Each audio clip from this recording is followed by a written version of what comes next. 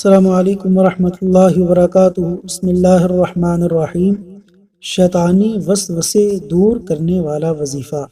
نبی کریم صلی اللہ علیہ وسلم یہ دعا فرمایا کرتے تھے: اعوذ باللہ السمیع العلیم، اعوذ باللہ السمیع العلیم من الشیطان الرجیم، من ہمزہ ونفخہ ونفثہ، من ہمزہ ونفخہ ونفثہ۔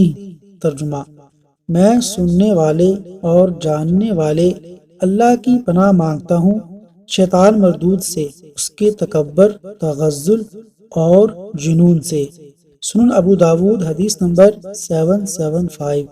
اللہ تبارک و تعالی ہمیں شیطانی وسوسوں سے محفوظ فرمائے۔